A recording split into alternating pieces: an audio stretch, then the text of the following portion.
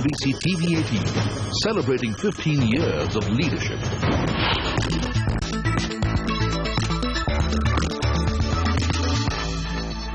Hello and welcome to Markets. Today I'm Lata Venkatesh and with me is Surabhi Upadhyay joining me from the Delhi studio. The markets were in an extremely positive mood today. Well, there is that the volumes are much lower than they normally are, especially FII volumes. So there is a bit of leeway available to local players. Nevertheless, the way in which the bulls have voted on the ticker and with their money, it quite clearly looks that at the moment at least, the initiative in this contract has passed over to the bulls.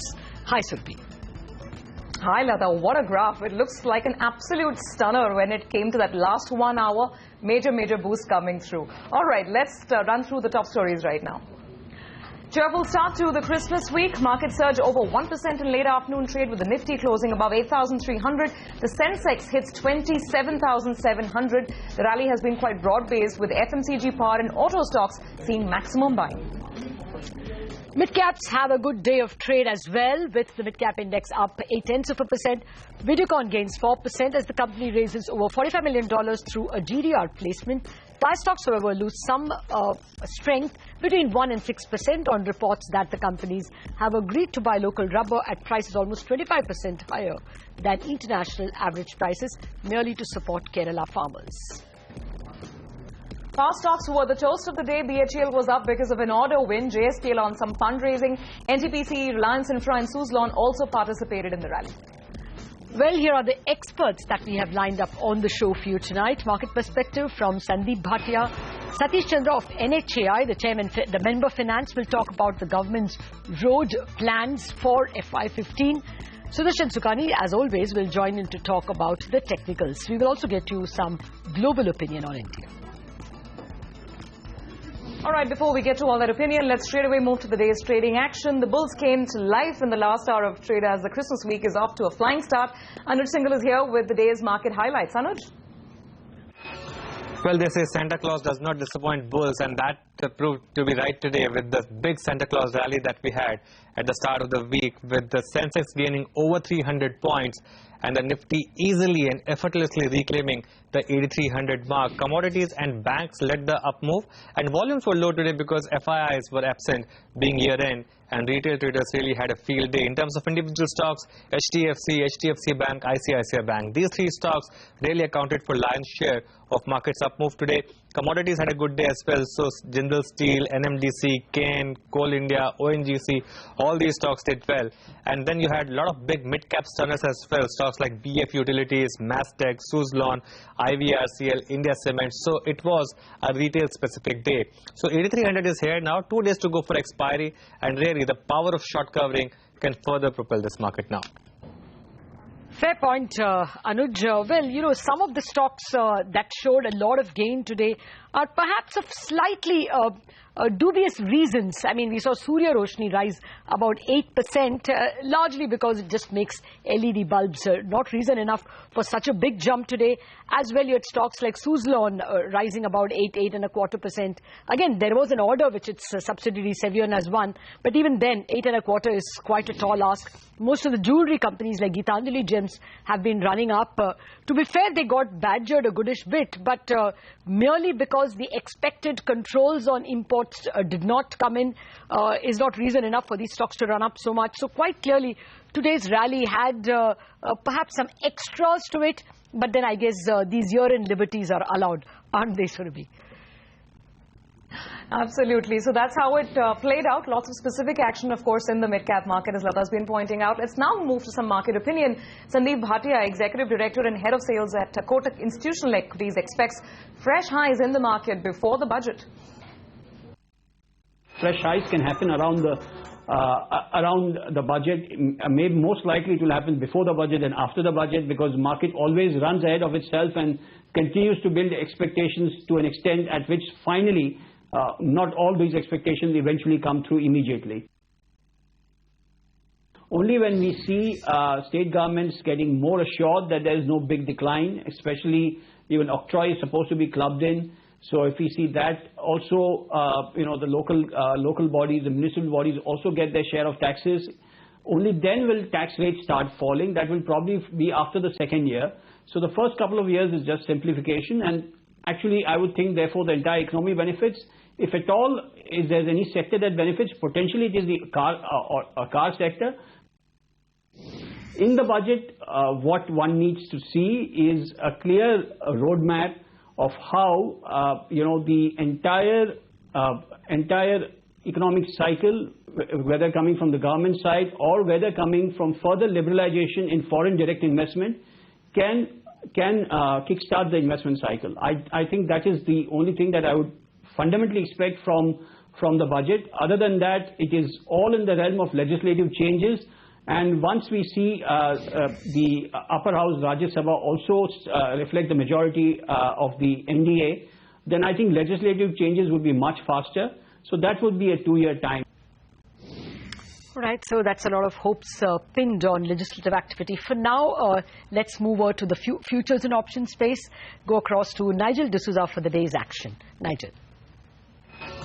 Well, in the run-up to expiry day, today was a very, very good session because the Nifty ended at the high point of the day. The Bank Nifty as well ended at the high point of the day. And importantly, a couple of big banks, they came in for a short covering bounce. ICICI Bank as well as HDFC Bank at the midway stage. We did see a lot of shorts cover out their positions, and that's what led the Bank Nifty higher as well as the Nifty higher in today's trade itself. Take a look at the options data. It's quite encouraging because the 8,200 put, that one's being aggressively written. The premium fell from 30 to around $3. The 8,250 put as well, the premium on that one fell from around $50 to around 6 rupees. And it was very, very encouraging because in the final hour of trade, we saw the 8,300 put. That one did see aggressive writing. The premium fell from $80 to around $16 odd. Now the call buying as well has moved to higher levels. So in today's trade, the 8,200 call as well as the 8,250 call, on both those two strikes, we did see shedding. And now the call buying has gone to around that 8,350 call to around 8,400 call. You made big, big money today if you bought those strikes, because on the 8,400 call, the premium went from $5 to around $10, while on the 8,350 call, you saw the premium move from around $9 to around 27 rupees, so 3 times the amount that you invested. Individual stocks that were in focus. JSPL did see a big short covering bounce in trade today. Glenmark as well did see a big short covering bounce.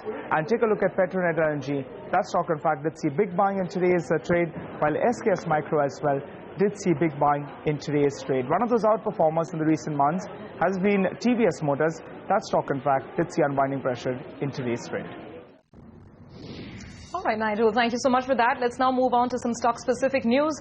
Videocon shares surged in trade today. This after the company announced plans to raise funds via Global Depository Receipts, or GDRs, amounting to $45.21 million. US-based investment company LLIC will be increasing its stake in Videocon from 300 crore rupees to about 550 crores. Let's now listen into what the management had to say.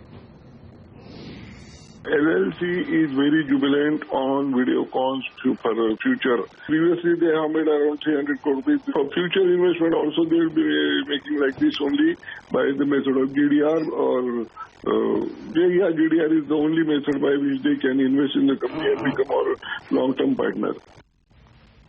Right. Another stock which rallied sharply was NMDC. That's settled almost 4% higher. We spoke to Narendra Kothari, Chairman and Managing Director of NMDC, about the company's future prospects.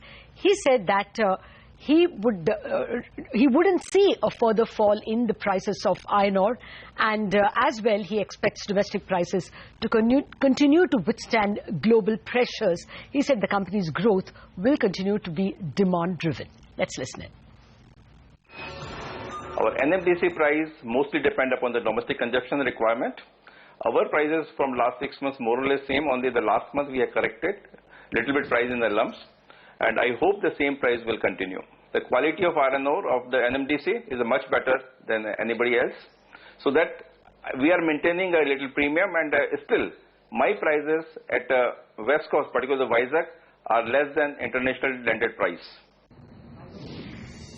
Okay, from stock-specific action, let's now move on to more policy-specific news. Satish Chandra, member finance NHAI, says that NHAI has a target of 5,500 kilometers of road project awards for the current financial year. In fact, they say that 50% of these projects have already been cleared, and the remaining projects are now awaiting clearances. Current financial year, we had a target of 5,500 kilometers. out of which 3,500 was to be done under EPC and remaining 2,000 under BOT. For BOT, the response is not much. We have been able to award only 500 kilometers or so. And 2,500 kilometers of EPC projects are under bidding in the month of December and January. And we are quite hopeful of awarding the entire 5,500 kilometer length by March 2015. As of now, we have 20,000 kilometer balance road length which is yet to be awarded. Out of this, 8,500 kilometer would be awarded in the current year, including NHI's 5,500 and the Ministry's 3,000 kilometers.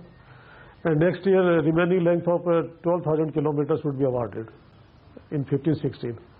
Out of which NHI target is about 9,000 kilometers. About 50% of the projects have already been cleared, and remaining projects are in the ministry at various levels, and we are quite hopeful that by 15th January or so, all these projects would be cleared. Right, so that was some positive numbers we got from the NHAI chairman. Well, let's shift now to get you some global voice. Steve Bryce of Standard Chartered Bank is extremely optimistic on India and expects the falling crude prices to be a major boost for the Indian economy. Let's listen in. India has actually been fairly resilient to that sort of environment over history, but I think the key point here is we've seen the current account deficit narrow quite significantly. So we were having it around 5%, obviously not too long ago. The latest reading actually was more closer to 1% of GDP, and obviously with oil prices coming down, that's a huge boon for India. So that sort of re-rating of the stock market in India as well, fund flows coming back to the Indian markets over the past 12 months, that should insulate the rupee. We do believe that the dollar is going to remain strong next year, and that's going to have impact on many of the currencies in the region.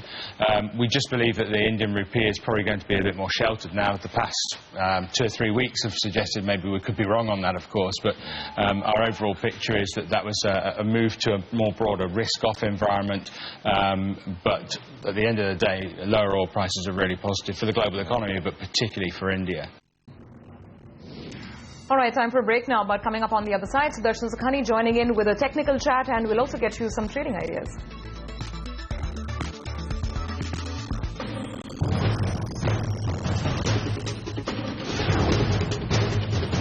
CNBC TV 18, celebrating 15 years of leadership.